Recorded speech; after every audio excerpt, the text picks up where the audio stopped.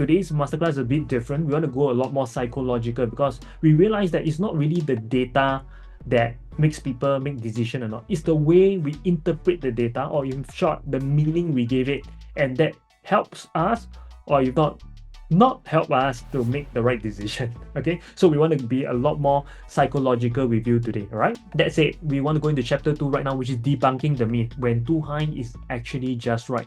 And how can we see it in today's context, right? Because we can only see in the past. How do we see it today? So let me share with you the psychological trap here. Case study 1. Consumer always buying the utility of the now. So this is a property that we all learn a lot. It's called Lentor Modern by Guaco Land. And this location is an Ulu location back in 2022. And it was 2,255 per square foot. Many people say that, hey, this place is not tested. The property that were launched back then were all very, very old. In fact, those were by Far East organization like Season Park and whatnot, right? Many people have said that, this place is not tested. Let's not go in. Buyer call it crazy to buy $2,255 per square foot in 2022.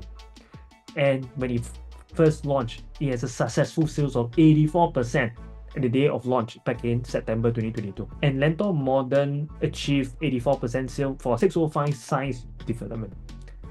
So the psychological trap here that many have is our brain always compare prices to the past and how this has actually caused many millions of opportunities that they have missed. So until now, why until now? Because if you look at Guaco Land, who has his first success back then for Lentor Modern, he's already launching his first of 4 projects already in Q1 2025. So the last 3 developments, which is Lentor Modern, Lentor Hill Residences, and Lentor Mansion, was already almost fully taken up. And why? Why people don't take action back then? Is it just because it was Ulu, $2,255 per square foot on a place that is not tested? I want to share with you that's not exactly the case. Because why? People always like to compare to the past, to the development that was launched before that, right? So I want to share with you that the launch that happens before that was actually this one called Amo Residences, which is at Ang Mo Kio, walking distance to Mayflower, a place that is more established, more amenities, and within 1 km of St. Nicholas Girls' School as well. This one was 98% sold on the first day of launch at 2,001 per square foot only. Right now, you're selling another place, $2,255 per square foot that is not tested. Why would I buy? So this is why our brain always go back to the past, and that cost people millions in terms of opportunity cost. So it didn't just happen way back in 2018. In fact, in the recent time in 2022. So the psychological trap case study 2 here is in a new township, the first mover will always have the most advantage. In a new township is what? Like Lentor, right? Like Bidadari, right? And of course, upcoming, we also have like Bayshore and Tengah and whatnot. So the example of Lentor can be applied to Tengah. And Koppang Grand achieved 73% sales on launch day, and this is back in since 2018. And its per square foot was sold at $1,300 per square foot. And people were saying that, wow, this is crazy, the price so high for EC, right? But pivot that old mindset. I want you to think that Koppang Grand was expensive back then. But right now, Hoi Hub and Hong Leong actually has a new land bid with a higher price. So with the investor mindset, we shouldn't be looking at the past only as our yardstick. But what's so important here is to look into the future. Because in year 2030 in Tengah area, we actually have the Jurong Regional MRT line that will be completing in phases from 2026, 2027 and 2028.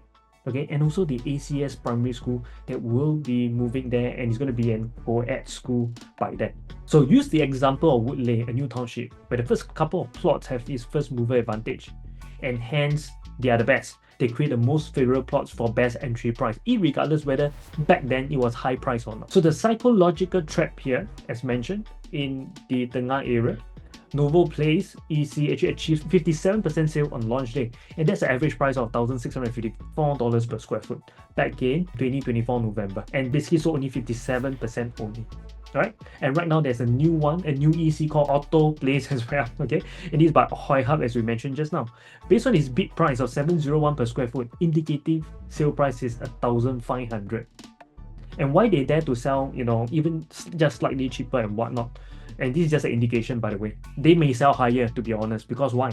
As of today, Novo Place is already 96% sold. So Hong Leong has a LED consortium that submitted a top bid for $821 per square foot per plot ratio site at Tengah Garden. And this is a government land sales plot. And based on its land cost, the estimated sale price may be as well as $2,000 per square foot.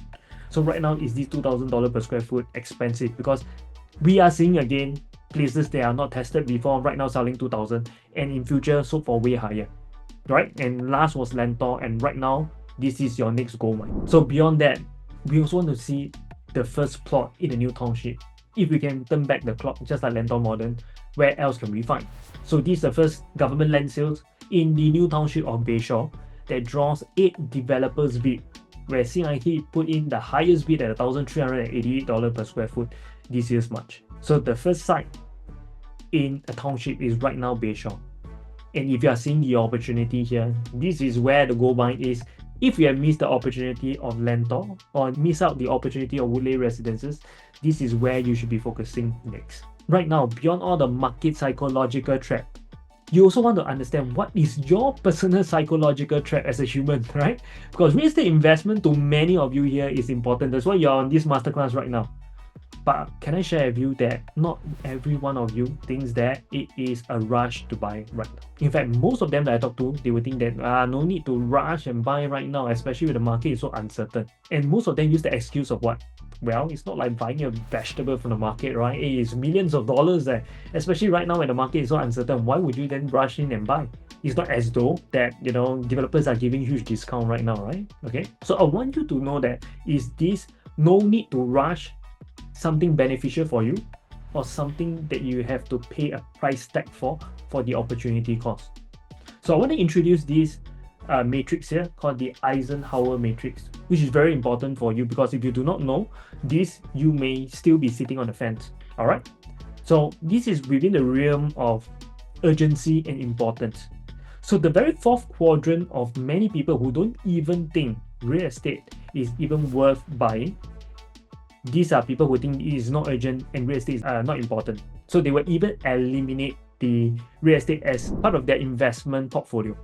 Okay, so these are the people who are definitely not in this masterclass right now. Okay, and there is another second group of people, or we call it the third quadrant. They think it is urgent but not so important. So what do? They delegate to their spouse to go and attend all these things and then feedback to them because they are busy making money. They say that, okay, maybe, hubby or, wife, go and attend all this masterclass, then come back to me. Since you got time, you're at home not doing anything. Why not you just go and attend and then come back to me, let me know whether, we should be doing this or not. And more often than not, they will not take action because they confuse activities for result, but actually there's no result because the one that is making decision is not even interested. So they delegate out. Okay. And the second quadrant here are people who think it's important but not urgent. That means, as I mentioned just now, real estate investment is important, but then no rush, correct enough.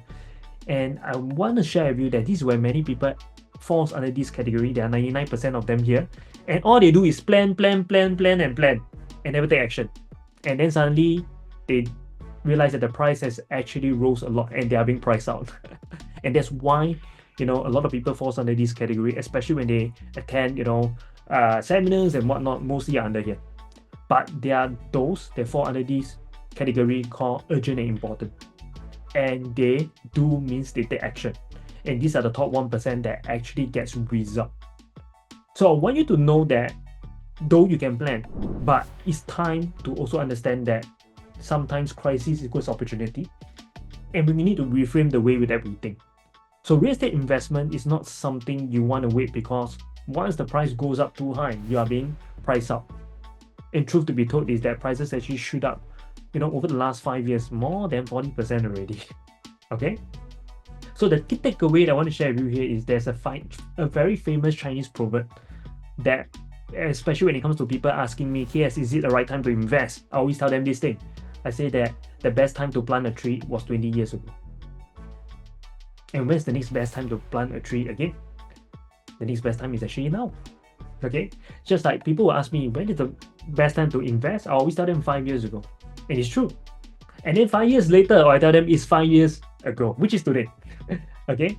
So I want you to be aware that opportunity is always there. But you need to reframe something. You need to reframe your question. Instead of, is this the right time to buy? The question you should be asking is this under urban transformation? Because once the infrastructure is up, irregardless, this recession or whatever that is happening right now is your ability to hold and whether you are buying into urban transformation. That's all. The rest of the information are just noise. You're just going to make sure that you have the right financial means to hold and also buy into this investment led by governments throwing billions of dollars into.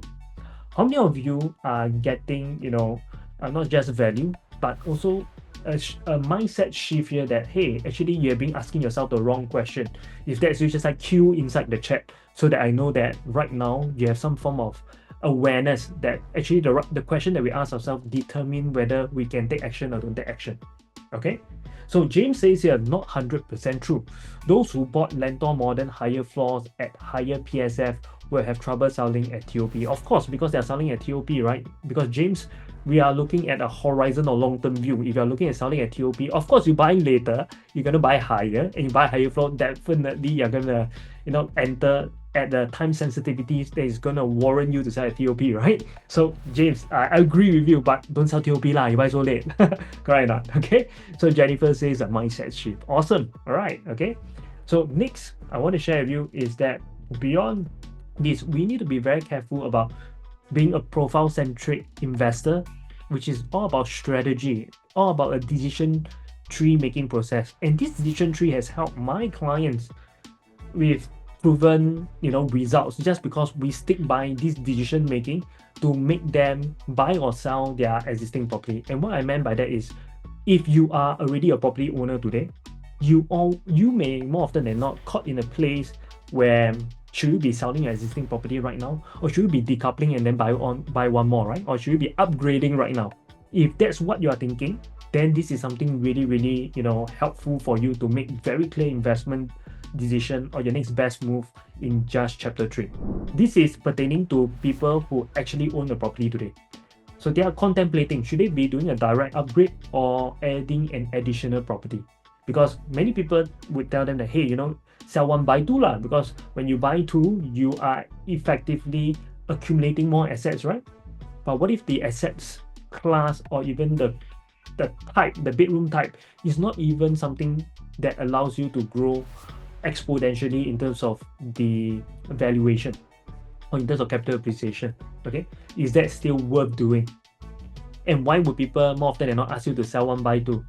Because the people that often ask you to do that are typically, I'm just gonna generalize here, you can hate me for whatever it is, are usually the agents. Why? Because they look at the number of transactions they're going to make in this sell one, buy two a mechanism. In short, there are 3 transactions they're going to make from this, which means 3 times the commission they're going to make from this. All right. So I want to share with you what is the best decision to do so, and this is how I help my client, and I hope that this will help you too. All right. So first question you got to ask yourself is the property that you are holding already 15 years old from date of TOP or minimum occupation period if it is an executive condominium? Okay, so why 15 years? Because if you learn from the main webinar, I talk about this thing called the 15-year lifespan or the shelf life count of a property. And this 15 years is where property, more often than not, beyond the 15 years, they will start stagnating.